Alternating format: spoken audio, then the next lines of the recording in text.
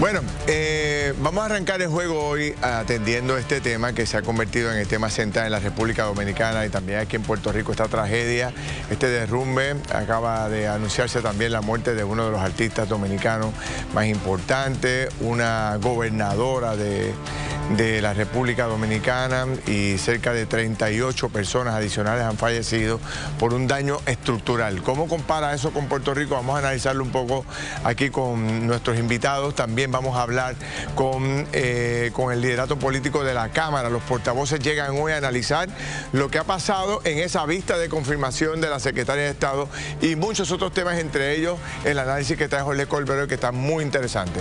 Presento a nuestro equipo de trabajo, Silmarie Fleming, Denis Pérez. Saludos a ambos, bienvenidas. Saludos, Ferdinand, Denis y por supuesto nuestra audiencia. Con esos temas arrancamos a jugar pelota dura.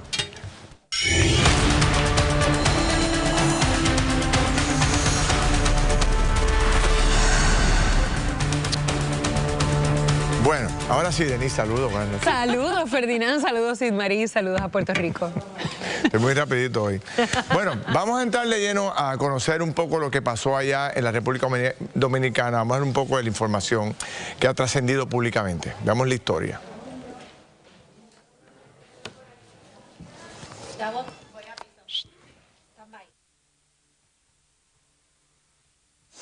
Bueno, hay problemas con el sonido. Este es el cantante que precisamente ha fallecido, y es la nota que acaba de salir públicamente, ¿no? Que originalmente había dicho que había salido y que estaba bien. Ha habido complicaciones en esa información, porque la hija que estaba con él en tarima inicialmente dijo que estaba vivo y que se lo habían llevado. Luego su hermano da unas declaraciones a CNN diciendo que no, que todavía estaba bajo los escombros, así que y ahora resulta que falleció. Sí. Así que han sido versiones contradictorias durante todo el día. Vamos a ver la historia ahora.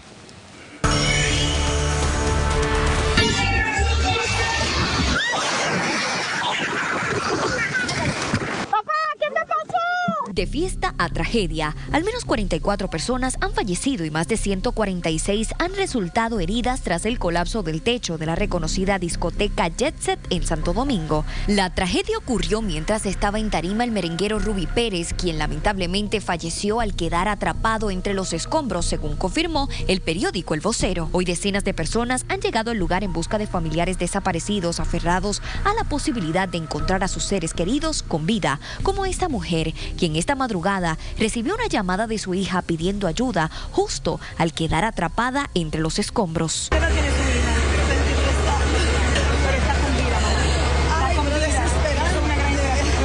Hoy es un día de mucho dolor y luto, al menos así lo percibimos al llegar a Barrio Obrero, donde las personas todavía no pueden asimilar la trágica noticia que estremece al país hermano.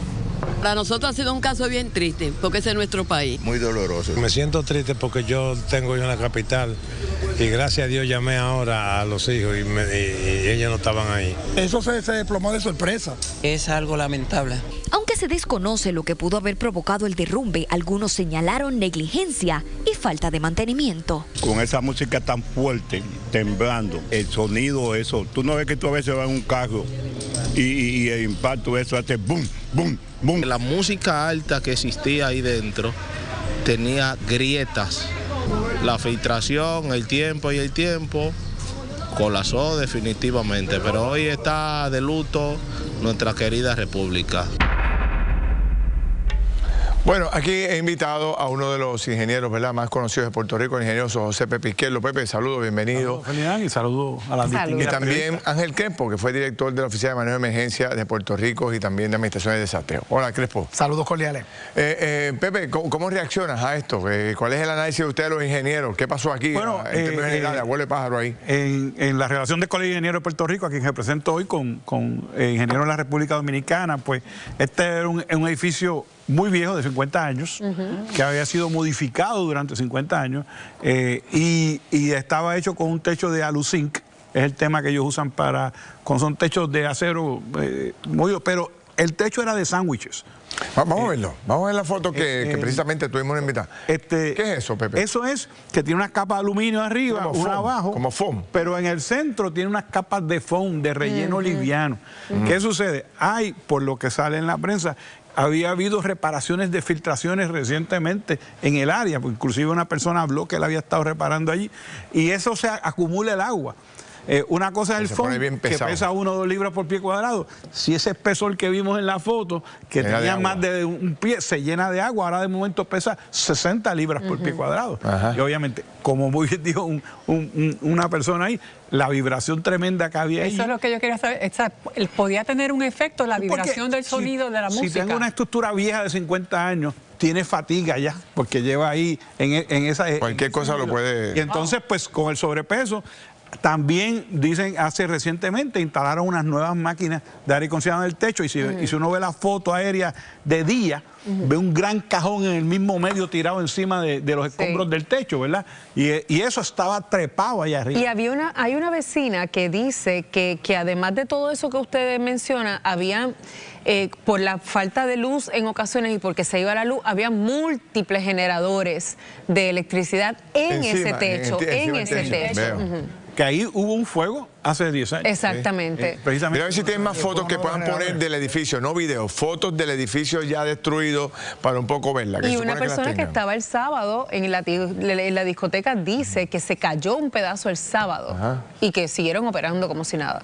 Crespo, ¿cómo lo ves tú? Pues mira, aquí vemos un claro desapego a lo que son las mejores prácticas, a lo que es la construcción en código, a lo que es la reinspección que frecuentemente debe darse en todo lugar. Yo hablaba con el amigo Pepe Izquierdo fuera del aire que este tipo de tragedias se dan en los lugares de asamblea. Quizás estamos más acostumbrados a verlas por incendios. Recordamos el fuego del Dupont Plaza. Murió la mayor cantidad de personas dentro del casino.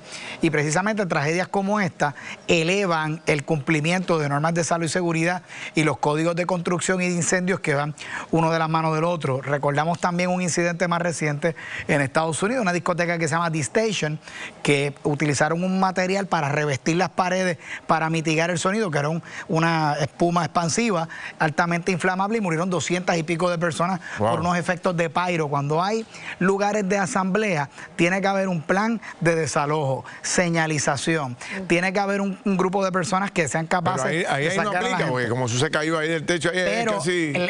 ves el desapego a que no hubo una reinspección y que no pasó por un crisol de evaluación de ingenieros. Pero además hay videos que casi un minuto antes estaban cayéndose piezas y nadie de seguridad mandó a desalojar. Los músicos miraban, tú ves los músicos mirando qué es lo que está pasando. En República Dominicana hay códigos, disculpa Ferdinand, hay códigos de seguridad como los hay aquí en Puerto Rico. Eso es correcto. Lo que pasa es que no es tan estricta la regulación de la construcción de edificios. Y otra vez, esto es un edificio de 50 años, que no había modificado durante 50 años.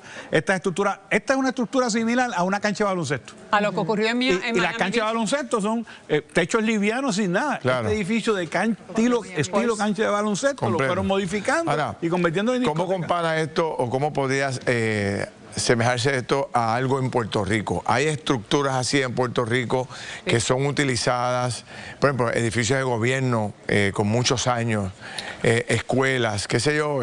Fíjate, los coliseos grandes, aunque viejos en Puerto Rico, estaban diseñados para ese tipo de espectáculos. El Coliseo Roberto Clemente, que quizás el espacio cerrado más grande que hay, tiene lo que ellos llaman dentro del municipio de San Juan una araña. Tiene una estructura de metal gigante de 4 patas, que ahí están las bocinas, el score, etcétera. Y eso estaba diseñado para eso, para que se colgaran, etcétera. Y era un sitio que se diseñó para espectáculos. O sea, ahora mismo el Colegio de Ingenieros no tiene una preocupación sobre... La preocupación son, para mí, en la ruralía. Yo he visitado muchas estructuras dañadas por los huracanes, por los terremotos en el sur. Por eso. Y en la ruralía empiezan a hacer unos empates y contratan al herrero del pueblo que le añade otro salón sin ninguna regulación, etcétera. Yo me recuerdo, yo fui a ver por María, un nightclub que era famoso en el centro de la isla, que el dueño era, cuando me atendió, que yo fui a visitar, me dice, oye, aquí cantó Iri Chacón. O sea, el tipo de ese era su orgullo mayor en su vida. Y era un rancho de mala muerte, ¿sabes? Eso se llenaba los fines de semana. Ese es el tipo de estructura que que tenemos que tener preocupación. En el tipo de rescate, ¿cómo está la República Dominicana? ¿Está al día en ese tipo de trabajo? La tradición de ellos en el área de lo que es protección civil y los bomberos ha tenido sus adelantos. Es que es un escenario sumamente complejo. Ahí lo primero que hay que hacer es un size up, ¿verdad? Entender dónde están los escombros, dónde están las víctimas. Cuando hablamos de colapso de estructuras hay unas tecnologías para detectar si hay personas que están vivas, y entonces pues en lo complejo de un evento ya esto se convierte en mass casualty. Mucha gente, hay que hacer un triage, qué personas tienen mejores probabilidades, y es una decisión muy dolorosa para uno como respondedor de emergencia, basado en la edad, en el estado de conciencia o estado físico de lo que puedas encontrar, cómo priorizar a quién te llevas primero, y luego el elemento de qué camas de hospital tú tienes, un centro de trauma que pueda recibir este tipo de víctimas. El problema, Ferdinand, es que el techo colapsó de una sola plancha. No se fue en canto, no se fue en cantito. No se fue en canto, por lo tanto, está todo el mundo arropado con la estructura del techo de acero, concreto y foam. Inundado. O sea, entonces no es muy fácil para los rescatistas. Estaba leyendo... y tiene que ir un ingeniero con los rescatistas para decir por dónde pueden hacer esos cortes, con qué equipo lo van a hacer, porque no es remover. Si hay una víctima ahí, puedes entonces lastimarla más. Estaba viendo al presidente de la República contando cómo recibe una llamada tarde en la noche de la gobernadora, y 2 o 3 minutos después apareció muerta. O sea, que es realmente... Ella es gobernadora de una provincia que está muy cercana a Haití, y ayer se acababa de firmar un acuerdo con la frontera con Haití, por lo tanto ella estaba en la capital. Así que...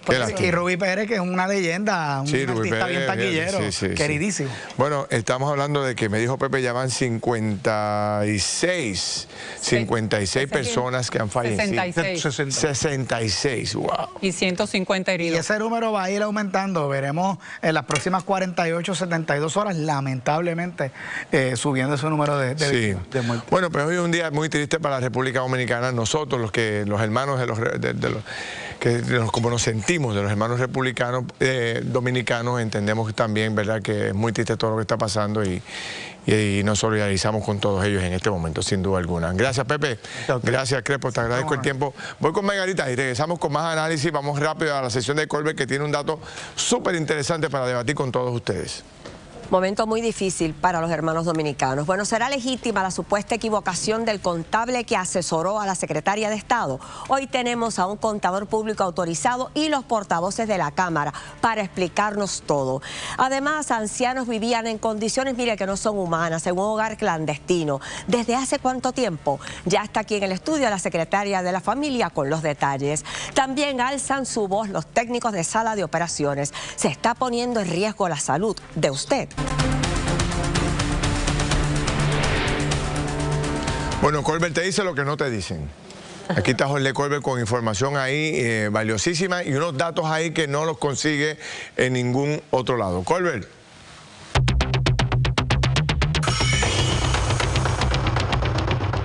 El sexto feminicidio en lo que va del 2025. La mujer fue estrangulada. La policía investiga a esta hora una balacera que ocurrió en el mismo residencial donde anoche asesinaron a un hombre y a una mujer en Gurabo. Un bebé de 3 meses fue llevado al hospital luego de que le encontraran una toallita desechable atascada en su garganta. Ya se considera un violento fin de semana.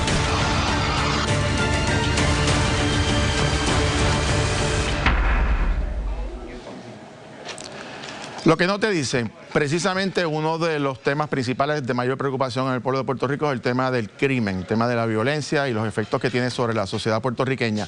Y muchos nos preguntamos si realmente en todas las administraciones hay un plan anticrimen efectivo. Uno de los elementos para determinar y planificar y ejecutar un plan anticrimen es estudiar, analizar lo que se llaman los patrones de conducta, porque la actividad criminal realizada por seres humanos corresponde a las conductas de cada uno de los ciudadanos envueltos en este tipo de actividad criminal. Hoy vamos a coger algunos delitos para que ustedes vean datos bien interesantes. Primero, de dónde están ocurriendo principalmente, aunque todos están en alrededor de toda la isla, pero donde hay mayor incidencia, cuándo ocurren y a qué hora ocurren la mayoría de estos delitos, sobre todo delitos de violencia. vamos a comenzar dándoles el primer dato de cuántos delitos tipo 1 han ocurrido hasta el día de hoy, desde el 1 de enero, es decir, lo que ha comenzado el año 2025, 3.893 delitos, que es una cantidad, aunque hasta ahora menor al año pasado, pero ciertamente es una cantidad significativa.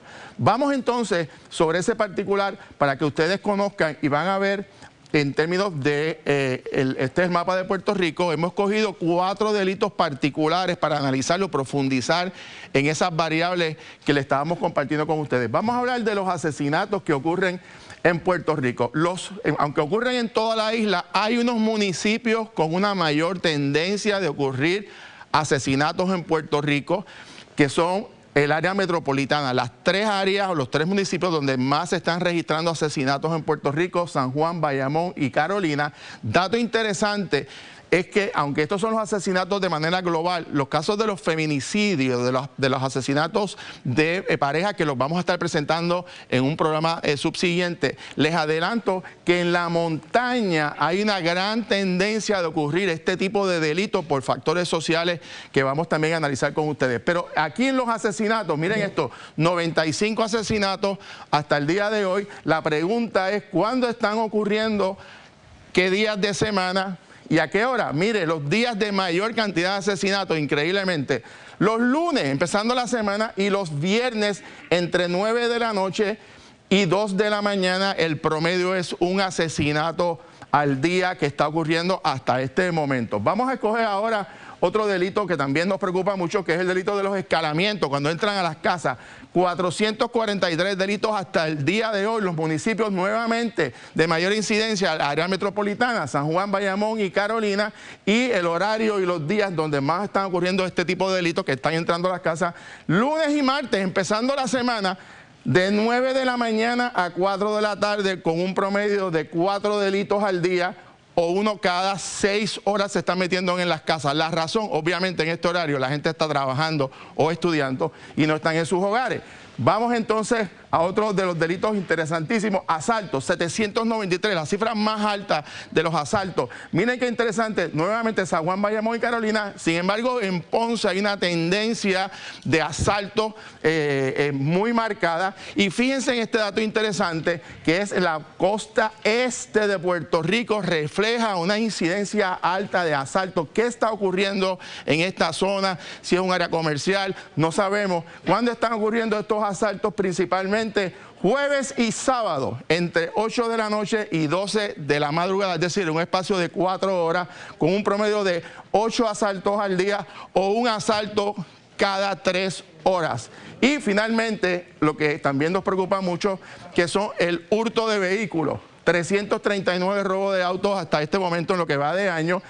Nuevamente San Juan, se añade Caguas, en Dorado y en Ponce nuevamente vemos unas tendencias a ocurrir este hurto de vehículos. ¿Cuándo están ocurriendo? Viernes, sábado y domingo, entre 8 de la mañana y 11:30. Es decir, en ese espacio de 3 horas, en horas de la mañana, hay un promedio de 3 hurtos de vehículos al día o uno cada 8 horas. Interesante entonces, viendo estos patrones de conducta, la pregunta es: ¿cómo, utilizando esta información, se hace un plan anticrimen de vigilancia preventiva? Para contestarnos eso, tengo de invitado al licenciado Einal Ramos, quien fue secretario de Corrección, coronel de la Policía de Puerto Rico y uno de los expertos más conocedores del tema de la lucha contra el crimen. Licenciado, saludos, bienvenido.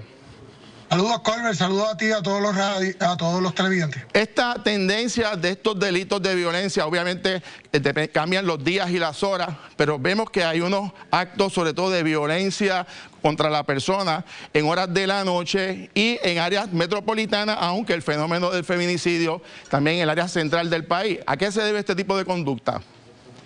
Bueno, Colbert, se debe a que en los fines de semana la gente sale a ingerir bebidas alcohólicas, ¿verdad? Y frecuenta lugares donde hay baile, donde hay, ¿verdad?, actividades de disfrute en familia, pero también hay muchas actividades que son fiestas patronales, festivales. El consumo de alcohol mezclado con el consumo de droga en esos días de fines de semana es lo que provoca que los delitos de violencia en los fines de semana mayormente y en horas de la noche se disparen. El dato particularmente, que me llamó la atención de los asaltos, y quiero enseñarlo de nuevo, esta tendencia, ¿qué es lo que ocurre en esta zona este de Puerto Rico? Que hay unas conductas de manera repetitiva en términos de este tipo de delito particular de asalto. ¿Qué ocurre en esta zona que tiene un alza tan marcada al resto de la isla?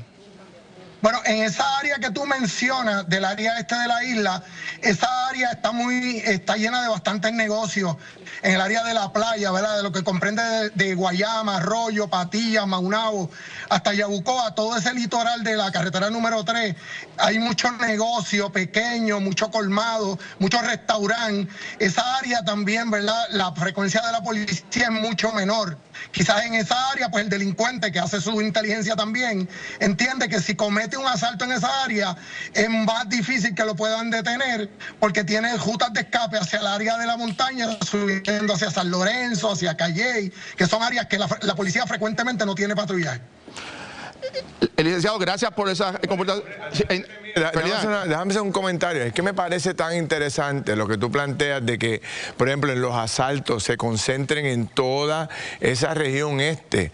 O sea, y le pregunto al ex secretario de Seguridad, al ex super de la policía, le pregunto, cuando esto lo sabe la policía, o sea, este dato está consciente y no sé si montan unos operativos especiales para trabajar con eso allí, porque la data está ahí al frente de la policía, en las manos de la policía. Mira, no hay duda que la policía lo sabe, ¿verdad? Se hace inteligencia, la policía tiene los datos, estos datos fluyen de la policía. Y los comandantes de área montan esos equipos de trabajo y montan esos operativos. En cuanto tienen este indicio con la estadística, ellos montan los operativos. Ahora, tienen los recursos disponibles. El superintendente ha dicho que tiene una merma en recursos. Y algo que el superintendente también ha dicho que es muy cierto es que ellos miran estos números y en base a eso y las situaciones de cada área es que se van a hacer los planes de trabajo. Yo creo que el superintendente José González tiene la mira bien puesta en lo que quiere hacer y yo creo que va a tener éxito en su función. De hecho, Felidán, nosotros ayer conversamos con el comisionado José González, quien va a estar con nosotros próximamente hablando precisamente de los planes estratégicos para movilizar los efectivos a base de este tipo de comportamiento, de la conducta en horas, días específicos, a base de los delitos, y eso precisamente es lo que se llama la investigación criminal, que es la clave para tener un plan anticrimen efectivo. Gracias, licenciado Hernán Ramos. Regresamos ahora con Felidán. Gracias, Colbert. Gracias, Hernán. Tremendo. Me parece interesantísimo los datos. Los analizamos ahora cuando regresemos de la pausa. Voy con Kimberly y seguimos con más. Gracias, Ferdinand. Abrimos debate con los secretarios de los partidos. Parece que hay tira y jala y aquí le ponemos en contexto lo que está pasando. Además, prepárese porque hoy tenemos a un CPA y a los portavoces de la Cámara. Analizaremos las implicaciones financieras detrás de la polémica que sacude a la designada secretaria de Estado. Y ancianos, esto es indignante, vivían en condiciones infrahumanas en un hogar clandestino. ¿Cómo pudo pasar por tanto tiempo por debajo del radar? Ya está aquí la secretaria de la Familia para responder.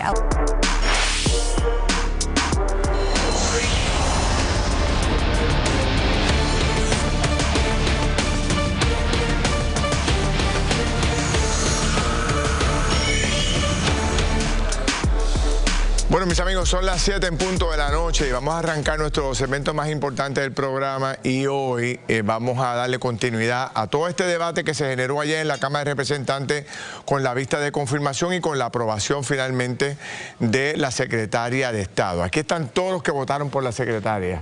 ¿A favor y en contra? Todos los que votaron por la secretaria. No creo. A favor. En contra. A favor y en contra. Lisiburgo fue en contra. Chachas, si se muda explotan.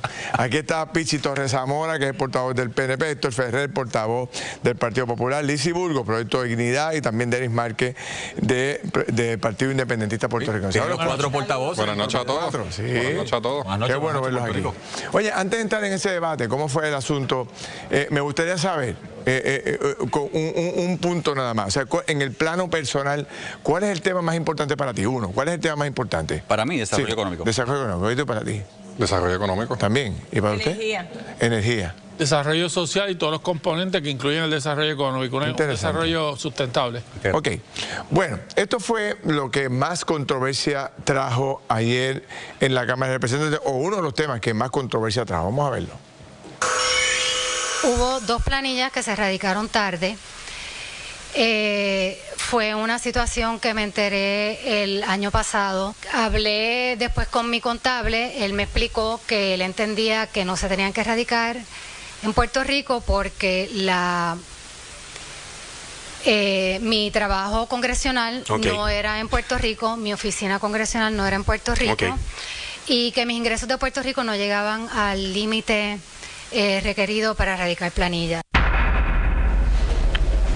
Ok, ¿cómo analizan ustedes este debate? ¿Para todos ustedes esto quedó claro? No. No quedó claro. No. Para ti sí, Pichi. Felina, nosotros esperamos 95 días para poder ver ese expediente. Se nos citó a reunión ejecutiva a las 8:30 de la mañana hasta las 10 de la mañana. Un solo expediente para todos los miembros de la Comisión de Gobierno. No teníamos asesores expertos en asuntos de contabilidad o financieros, y este asunto lo levanta la propia designada a la Secretaría de Estado.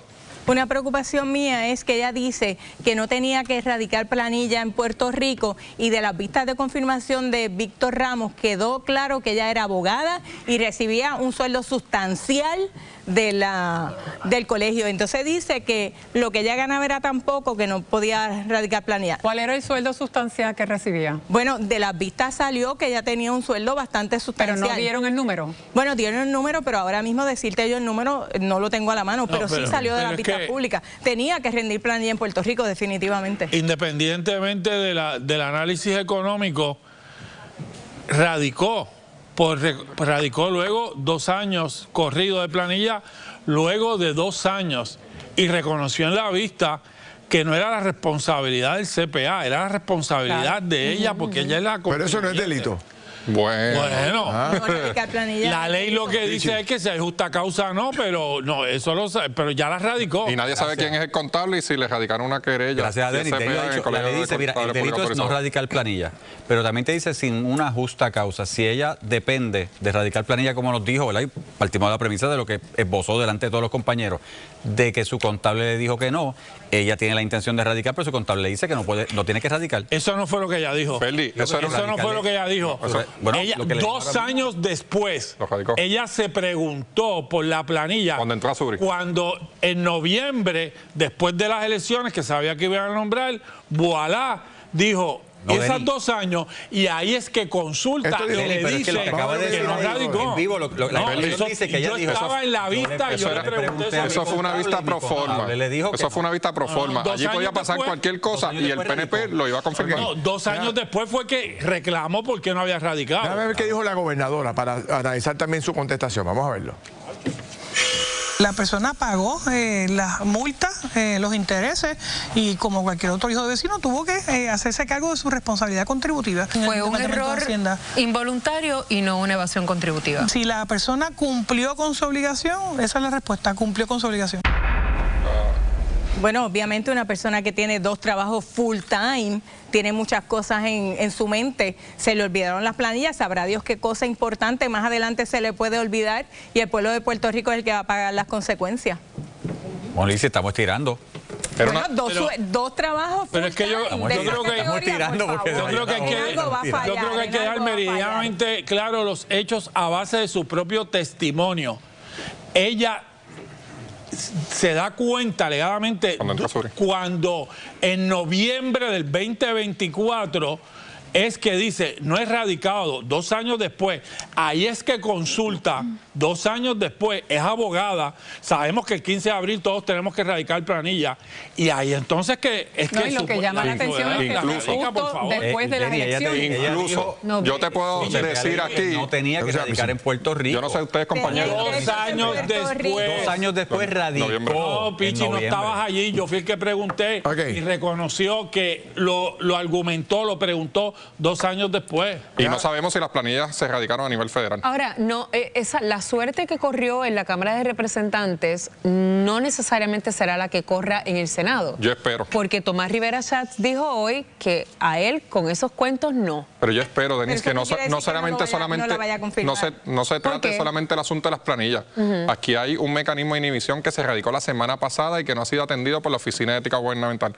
Aquí hay una consulta que hizo el presidente Tomás Rivera Schatz, en donde dijo que se le había enviado al presidente de la Cámara, Johnny Méndez, y a la gobernadora de Ética Gubernamental si había conflictos y qué conflictos éticos podían suceder. Esos documentos no los hemos visto, ninguno. De hecho, tuvimos una reunión con el presidente de la Cámara la semana anterior que nos iban a dar el espacio y nos dijeron, íbamos a hacer un comunicado de prensa a los tres para informar que no nos habían dado la información, y lo detuvimos precisamente porque nos dijeron van a tener el tiempo, van a poder preguntar, van a poder examinar, y no pasó. Quiero traer una persona experta en el tema. Aquí está la presidenta electa del Colegio de Contadores Públicos, Cintia Rijo, que es mejor que ella, ¿verdad?, que preside el grupo de contables en el país. ¿Cómo está, doña Cintia? Bienvenida. Gracias. Gracias. ¿Cómo analiza esto el Colegio de Contadores Públicos? ¿Cómo se ve esta práctica? O sea, ¿es permisible? Bueno, nosotros aquí básicamente lo que venimos es a orientar a la comunidad sobre quiénes son responsables de erradicar una planilla o no en Puerto Rico, que sabemos que como regla general toda persona que sea residente de Puerto Rico, eso es lo primero, que tendríamos que determinar quién es y quién no es residente. Todo residente de Puerto Rico que genere ingreso bruto neto de exenciones mayor de 0, tiene obligación de radicar en Puerto Rico. Mayor de 0. Eso es así. Eso es todo el mundo. Aunque sea en 0. Neto de exención, o sea que habría que, desde el primer dólar ya hay esa obligación de erradicar planilla. Que esté residente en Puerto Rico. Es correcto, y para determinar la residencia de Puerto Rico tendríamos que evaluar, número 1, si la persona, el contribuyente estuvo residiendo en Puerto Rico más de 183 días. Y aún así, hay casos que aún habiendo vivido los 183 días o más, si su intención, o sea, si el domicilio de esta persona fuese fuera de Puerto Rico, pudiese ser considerado, ¿verdad?, como que no tuviese responsabilidad. Así que cada cosa, todo el determinar si hay responsabilidad o no, no es algo tan sencillo, y por eso nosotros enfatizamos y orientamos a que... Fue un error del contable, fue un error del CPA. Sí, ella planteó que el CPA no le dijo que tenía que erradicar planilla, y porque ella estaba trabajando en los Estados Unidos, tenía que erradicarlo. De hecho, se molestó tanto con el CPA que lo votó. Bueno, hay que aclararlo, número 1, que no, en ningún momento no se sabe, no consta que la persona a quien estuvo asistiéndola en llenar la planilla fuese CPA.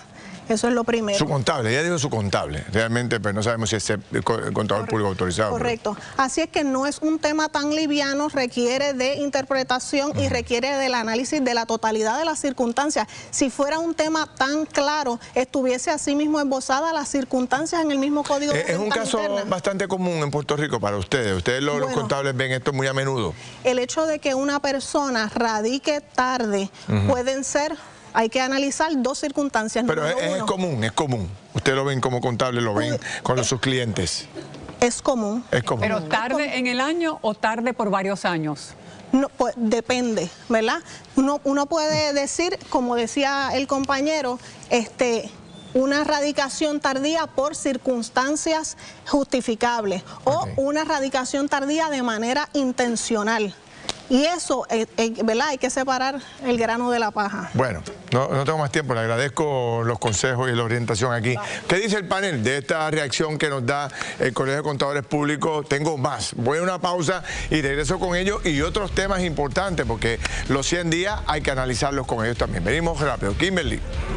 Así es, Ferdinand, muchísimas gracias, y usted no pierda la oportunidad y escanee ahora, vote.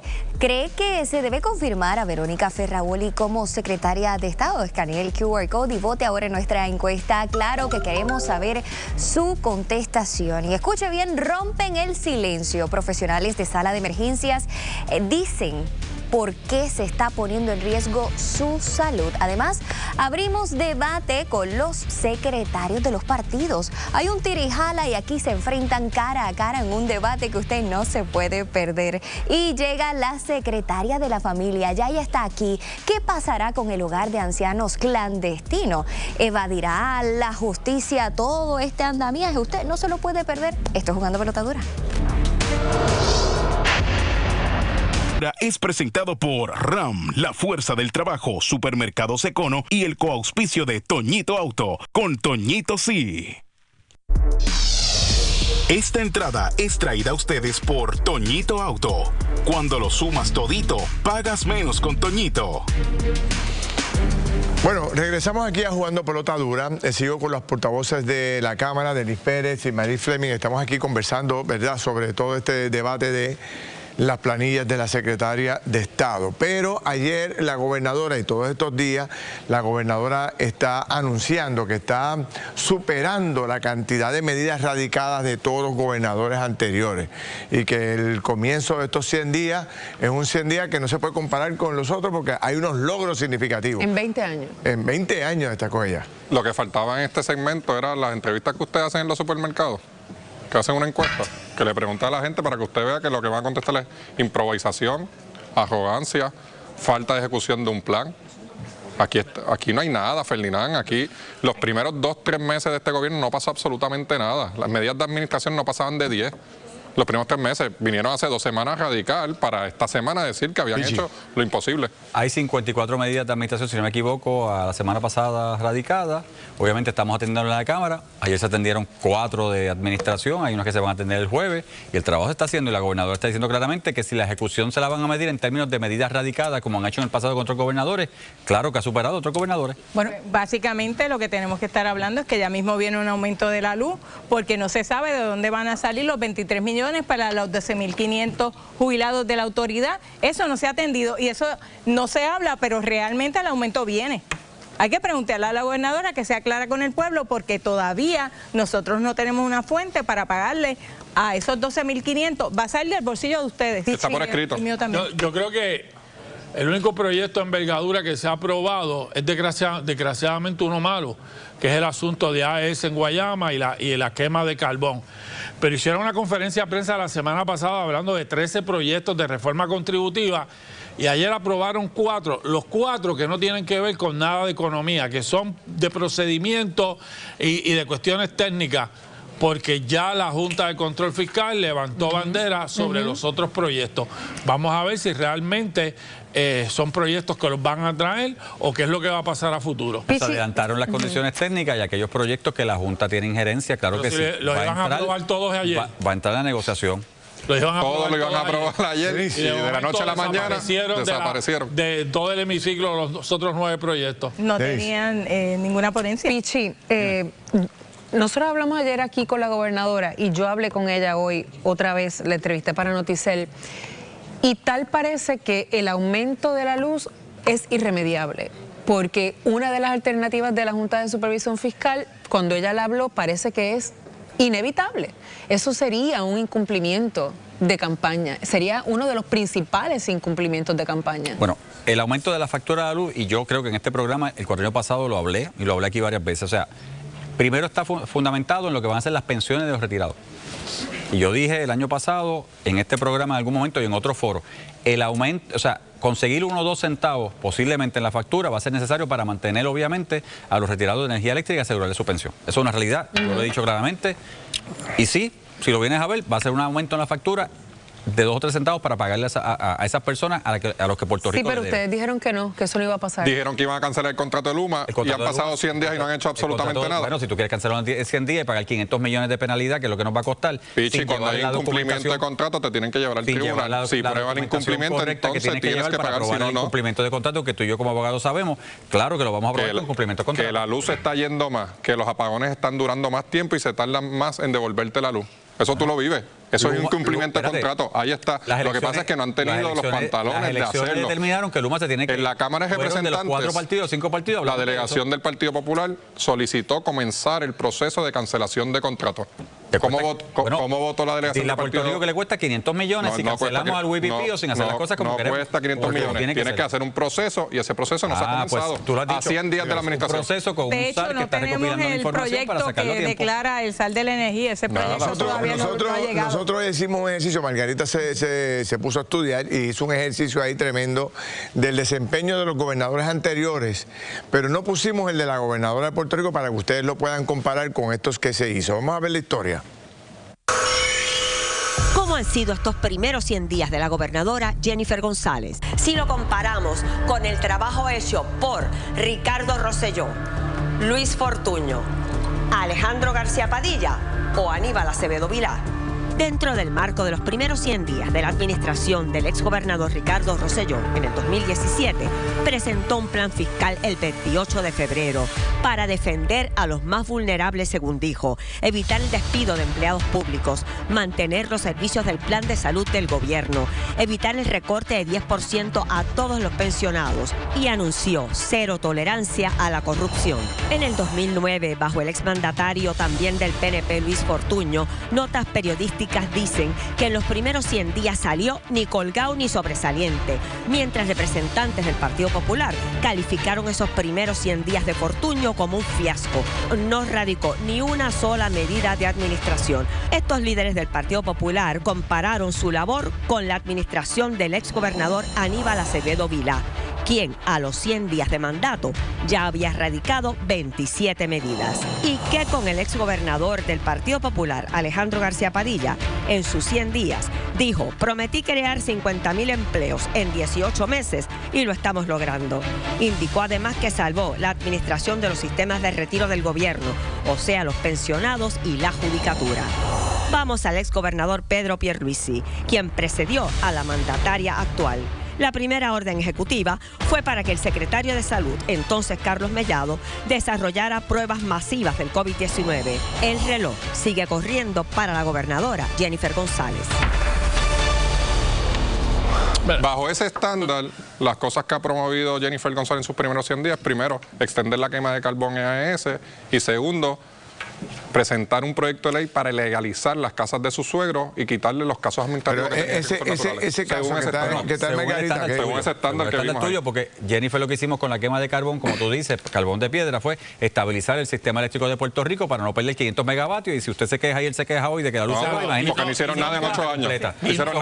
Y no escucharon, y no quisieron escuchar, y ustedes lo saben, en la vista pública surgió a todo un montón de gente que estaba planteando, incluso lo dejó entrever el del negociado de energía, de la posibilidad de que eso no era necesario porque habían 2 años para trabajar con ese tema. Y esto de que si tú radicas muchos o pocos proyectos, vamos al contenido de los proyectos, vamos a la sustancia del proyecto. Pero ¿qué define los primeros 100 días?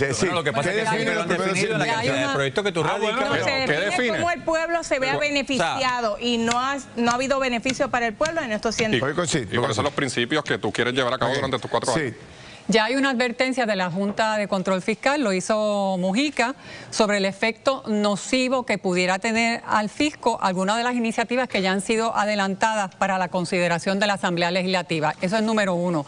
De hecho, él fue más allá al decir que si esos proyectos de ley se confirman, estamos demostrando una continuidad de irresponsabilidad fiscal y estamos violando tanto el espíritu como el del mandato de la ley promesa. O sea, promesa está aquí y está advirtiendo que si esto va a haber una intervención de la Junta de Supervisión Fiscal, pero más allá de esto. Pero esos son más que los números de la reforma contributiva, sin tomar en consideración las políticas públicas que está tomando Donald Trump en cuanto a aranceles, que no nos estamos preparando, y en cuanto a la pelea de fondos federales. Nos está haciendo una advertencia sobre la política pública que está dando el gobierno de Estados Unidos y que aquí no estamos haciendo ajustes cuando tenemos la mitad del presupuesto de fondos federales. Y les añado, 401 millones le quitaron al Departamento de Educación, esto es el principio. Bueno, y el viernes estará el Departamento de Educación en vista pública de Hacienda. Vamos a ver qué señala. Pero yo creo que la contestación a la Junta de Control Fiscal tiene que ver con los 13 proyectos que radicaron, que anunciaron en una conferencia de prensa que lo iban a aprobar y nos anunciaron a todos nosotros que lo iban a aprobar el martes. Pichi nos aclarará ahora que los otros 9 lo van a aprobar este jueves y no les va a importar lo que dice la Junta de Control Fiscal. Hubo unos memoriales, bueno, hay unas conversaciones que tienen que darse con la Junta de Control Fiscal, hubo unos memoriales que no llegaron a tiempo y la Comisión de Hacienda está trabajando con eso. Ahora, en términos de cómo mide los 100 días, siempre han medido los 100 días en la cantidad de proyectos que radica un mandatario, un gobernador. Pero en el caso de Jennifer González, como es diferente, hay que mirarla de otra manera. 100 días de inacción y conflictos de interés. Ese es el resultado. 401 millones menos en el Departamento de Educación que van a tener que buscar para sustituirlos. ¿De dónde? Claro, y estamos hablando de fondos federales que siguen recortando. Fondos federales. Jóvenes, gracias. Y nos vemos la semana que viene para seguir con estos análisis de lo que está pasando en la Cámara de Representantes, que sin duda alguna hay un debate muy intenso. Margarita, cuéntame, ¿con quién venimos? Ya veo ahí a los secretarios. Ya veo que estos 100 días han levantado pasiones. Bueno, usted votó, escucha esto, Ferdinand, en la encuesta Claro. ¿Cree que se debe confirmar a Verónica Ferraioli como secretaria de Estado? Escuche esto, un 92% dijo que no. Gracias a todos por participar. Y llegan aquí al estudio a denunciar la realidad que viven los profesionales quirúrgicos. ¿Cómo esto podría afectar su salud? Usted no se lo puede perder. Pero también abrimos el debate con los secretarios de los partidos. Hay un tirijala aquí, mira, se enfrentan cara a cara en un debate que nos interesa a todos y aquí en solo minutos vamos a saber de qué se trata.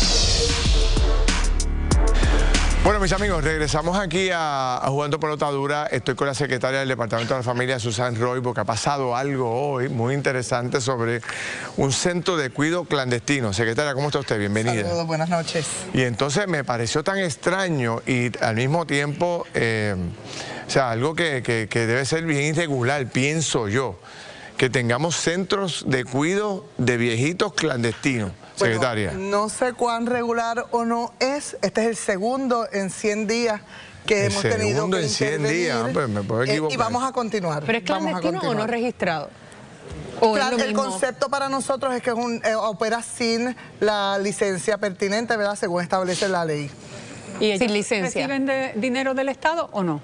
No, estos hogares clandestinos nosotros ubicamos responsablemente en hogares licenciados o certificados a cualquiera de nuestros adultos mayores, pero las familias sí los utilizan y sí los ubican en estos hogares, ¿verdad? Y es algo que debemos atender con seriedad. ¿Y pagan con su seguro social? Muchas veces el pago del seguro social lo que coge estos hogares para sostener las necesidades.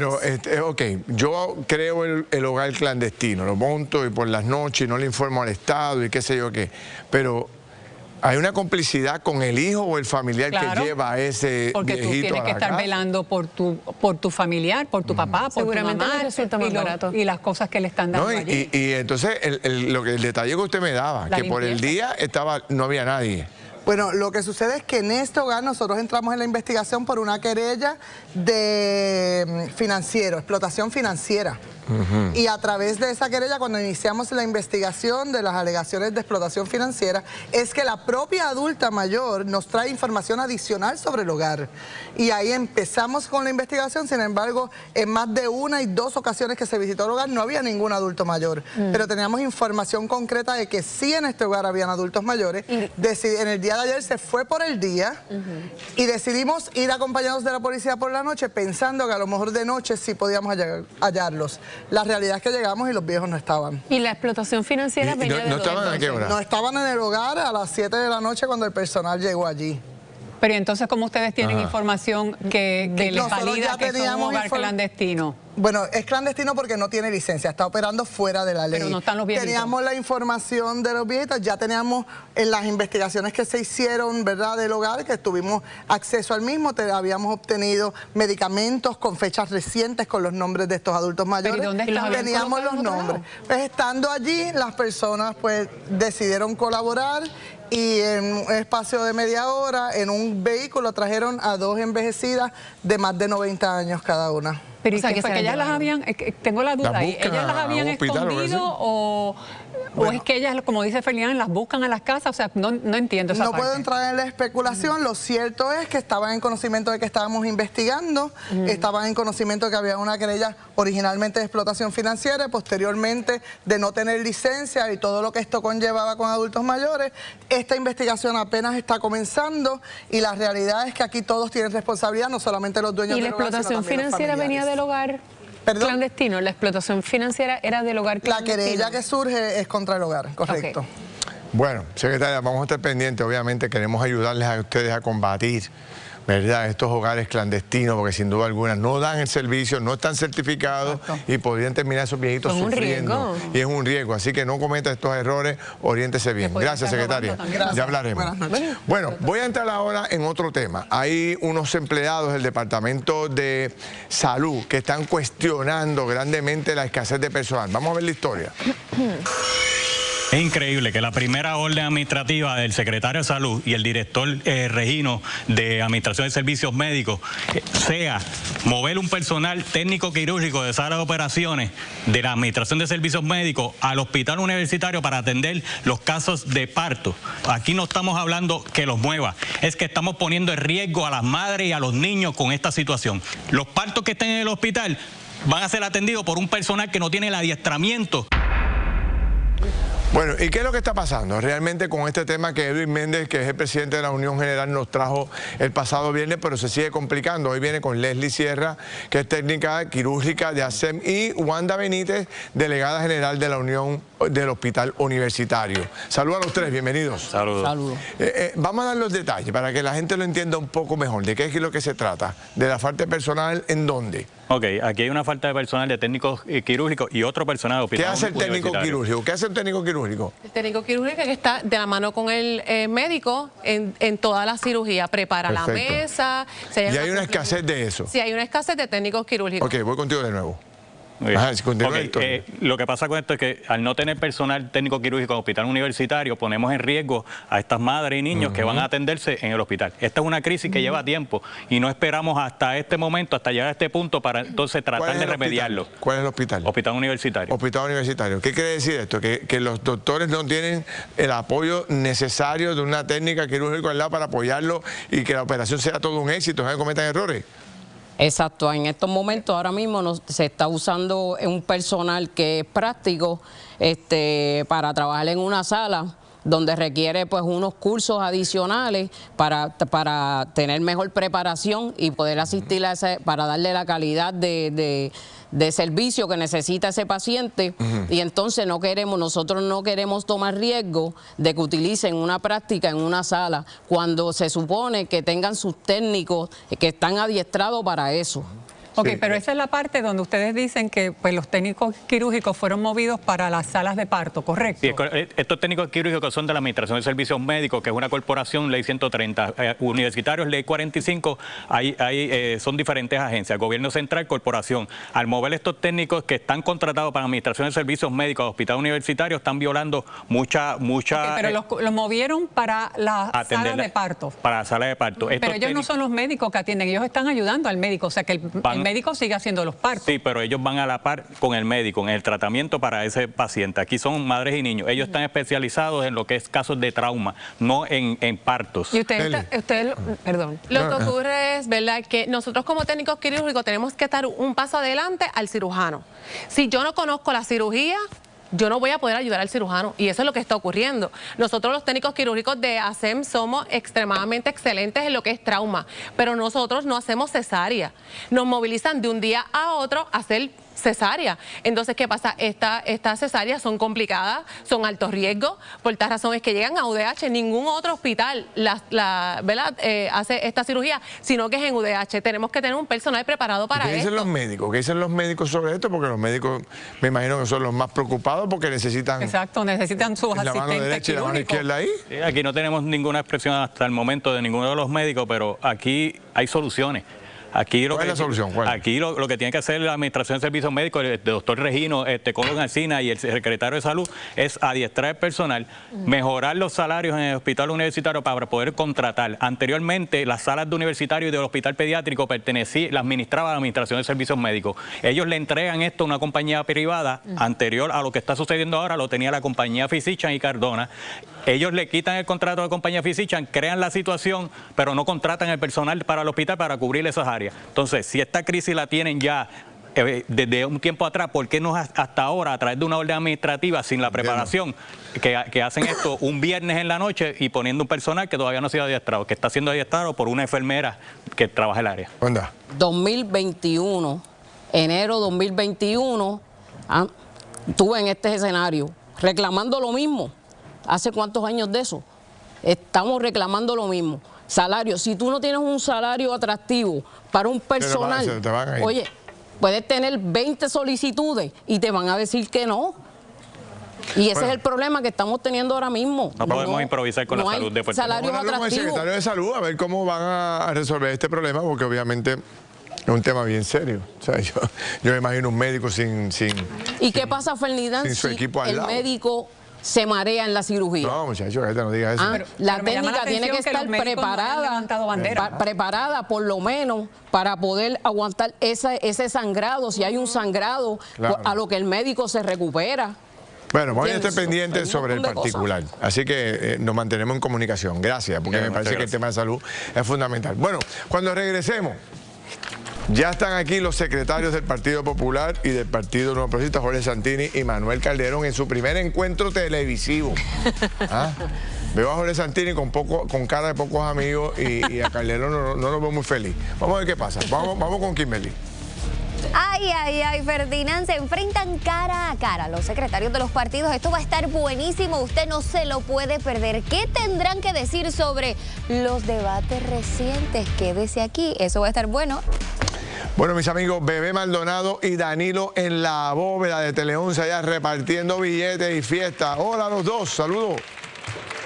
Hola, aquí estamos. Buenas noches, Ferdinand. Hoy se pela para abajo, como en las categorías de pirámide. ¡Ay, ay, ay! Oye, los pasteles vuelan en Embárralo y el dinero en Bolicach. Y ya llegó la caballota de Paso Fino para ponernos a bailar en el Memory de Frenchy. A las 8 en la bóveda de Tele 11. ¡Míralo! Oye, ¿qué digo, Bebé? Sí. No lo escuché.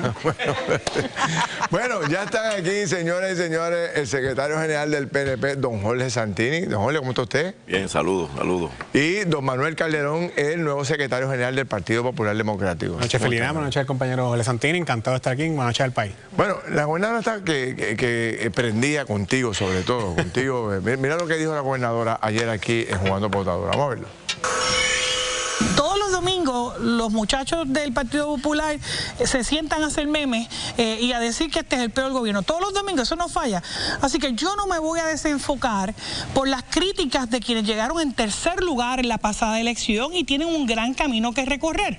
Ellos plantean que no hay obra, que no hay dinero cogiendo en la calle, que no se ha aprobado todavía el proyecto de Luma que le pregunten al alcalde de Adjuntas, que le entregamos en la reparación de un problema que tenían allí de deslizamiento, o al alcalde de Comerío, que le entregamos títulos de propiedad que no se le habían entregado, más de 300 títulos de propiedad, gente que llevaba 50, 49 años, 35 años esperando por un título. O pregúntele también al resto de los municipios que estamos trabajando con ellos directamente para que no se queden insolventes. Ustedes están todos los domingos ahí haciendo memes y tirando y cuestionando cosas que no deben cuestionar, dice la gobernadora. Mira, Felina, la realidad es que el Partido Popular Democrático está asumiendo su rol como principal partido de oposición, haciendo lo que tiene que hacer, fiscalizando a este gobierno que ha tenido el peor inicio de un gobierno en nuestra historia, un gobierno que ha llegado a improvisar, un gobierno que no tiene obra, un gobierno que realmente no se puede delinear cuál es la principal indicio de política pública en estos primeros 100 días. Así que desde ese punto de vista, a la gobernadora le molesta que la fiscalice, porque a ella le gusta el poder, pero le molesta que tiene que rendirle cuentas al país. Desde el Partido Popular Democrático indicamos que la vamos a seguir fiscalizando. Yo creo que esto es bien sencillo. El otro día han estado preñando al país de la cosa de los 100 días, los 100 días, los 100 días. Jennifer González anunció una cantidad aproximada de 55 medidas que tocan desarrollo económico, de energía, manufactura y una gran gama de asuntos, aparte de lo que la oímos ahí y la escuchamos, de lo que está haciendo directamente con distintos municipios. Pero, pues obviamente, lo manifiesta ella, algo tienen que hacer cuando no tienen con qué fiscalizar adecuadamente. El virtual candidato a la gobernación del Partido Popular escasa 5 o 6 medidas, que ninguna es de mucha trascendencia. Yo de hecho lo vi, hoy vi un video que habla de su primer día y estaba caminando por la nieve y el frío, lo más bonito. Pero al fin y a la sazón, el legislador quizás le moleste también que se lo diga, se quedó corto. Se quedó corto, pero es que están como, en el caso ¿Cómo? Flojo, él se quedó corto. Ahora, oye bien, en San Juan, en la gobernación quedaron terceros. En San Juan quedaron terceros y obviamente el distinguido compañero que se quedó tercero. Eso es como los Alegres Tres. ¿Te acuerdas de Silvia, de Grat, Damirón y Chapuzov? Los Alegres Tres. Que estos no son tan alegres porque estos se quedaron cortos. ¿Qué tienes que hacer? Pues tienes que caer a pedrada todos los domingos entre los memes y las cosas esas, que hasta a mí me han incluido en los memes. Pues tienes que verlo así, no lo puedes ver de otra manera. Mira, le molesta que lo fiscalicemos y tanto que hablan de resultados de las pasadas elecciones, la realidad es que el candidato más votado en las pasadas elecciones fue el comisionado residente Pablo José Hernández Rivera, y así lo que prometió en la campaña de atender el desarrollo económico lo está haciendo con la legislación más importante, el incentivo de manufactura que se ha radicado en los pasados 15 años en la capital federal. Ese proyecto radicado con una congresista republicana en total desprendimiento, porque es importante unirnos para las causas del país. El asunto de justicia social con el Child Tax Credit radicado para todos los puertorriqueños, lo que tiene que ver con la paridad en los fondos de salud, ha sido bastante agresivo y puntual. Así que Medicare y Medicaid y SSI se ha quedado en el aire y no ha radicado absolutamente nada. 6 proyectos que no llevan a nada. Desorganizada, una gobernadora sin prioridades, un gobierno que tiene una carta un domingo a la gobernadora para decir el lunes que no se la contestó cuando tiene todos los teléfonos, que la puede llamar, le puede escribir, le puede mandar texto. Es la campaña de falta de motivos para fiscalizar. Sobre 3 asuntos puntuales para los puertorriqueños: desarrollo económico, paridad en fondos federales. Si la hubiese llamado, hubiese sido más puntual y más puntería en la solicitud de ayuda y de respaldo. Pero no lo hizo. Los domingos serán los días de las pedradas. Y no podemos hacer mucho más. Bueno, yo les adelanto que como editor en jefe de Noticel no me voy a prestar para el juego de los domingos. Se los digo desde ya. No, es totalmente inútil desde mi punto de vista. Pero usted dice que el PNP... Debo suponer que no vas a cubrir tampoco al secretario de Asuntos Públicos, ¿verdad? No estamos jugando el juego. Es un juego que ustedes, eso es entre ustedes. Editorialmente tenemos cosas importantes que hacer. Pero la pregunta mía es, la legislación. Ustedes dicen que la gobernadora no ha hecho nada importante en 100 días. ¿El PPD qué ha hecho? El PPD ha presentado particularmente el proyecto y la moción presentada en el floor para cancelar el contrato de Luma, un compromiso de campaña importante que se adjudicó en las pasadas elecciones, que la gobernadora lo dijo en un sinnúmero de ocasiones, ya está radicado para que se atienda y se inicie la cancelación de una compañía que le ha dado un mal servicio a Puerto Rico. Segundo, se radicó primero que la gobernadora el proyecto para desmantelar la sombría del Departamento de Seguridad Pública, entendiendo de que esa legislación no le ha funcionado bien al país. Se han presentado proyectos importantes en materia incluso del tema de la mujer. Las legisladoras del Partido Popular Democrático estuvieron incluso con la gobernadora hace unos días, algo que me parece que es correcto, demostrando desprendimiento para poder trabajar en equipo. Algo que cuando el comisionado residente le envió una carta a la gobernadora para 3 asuntos puntuales, 3 asuntos importantes, la gobernadora contestó que ya no atiende esas estupideces.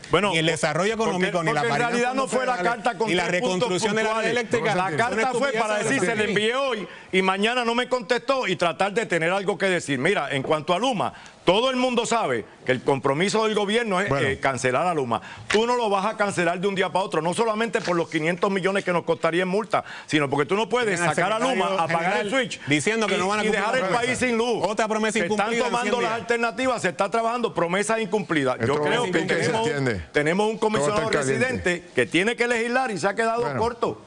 Gracias a los dos. Encantado. La semana que viene o cuando necesite los llamo, porque este panel es interesante. Yo creo que nadie reaccionó muy bien a lo de Silvia de Grat, Damirón y Chapuzov, porque eso es de hace un tiempito, pero la verdad que este programa se acabó. Es muy vintage, es muy vintage. Tú fuiste senador el siglo pasado tú fuiste senador. Pues, y aquí están volviendo a las raíces y a refundarse, pues. Refundarse, muy bien. Está de moda. Bueno, mis amigos, si usted va a viajar en los próximos meses o semanas, necesita hacerle cambio a su licencia de conducir. Aquí está Mari Fusteca, la directora de Servicio al Conductor en Puerto Rico. Saludos. Saludos, Ferdinand. ¿Cuál es el cambio? Porque le voy a dar una información a la gente que a partir de la semana que viene tiene que hacer. Sí, luego del 7 de mayo, toda persona que utilice su licencia para hacer un viaje doméstico a los Estados Unidos o sus territorios va a requerir que su licencia esté debidamente validada como Real ID. Eso significa que busque su licencia o su identificación. Esta licencia debe tener una estrellita en el borde derecho superior de su licencia o identificación. Si no tiene esa licencia, ¿qué ocurre? Va a tener sus problemitas en el momento del viaje. ¿Y eso se renueva fácil? Es fácil, es como si fuera una renovación habitual que usted hace en el SESCO. ¿Y dónde la gente puede tramitar esta información o a dónde debe ir? Sí, pueden ir a A los sescos, son 14 sescos, puede ir a cualquiera de los 14 sescos, pero también tenemos un número de teléfono para mayor información, es el 1-833-938-6777 o a través de las líneas de sesco.turnospr para alguna cita. Mira, mañana es un día importante y yo sé que la gente se va a enredar con eso. La voy a invitar para mañana para ampliar esta discusión. Claro. Mañana seguimos, mis amigos. Gracias, Denise.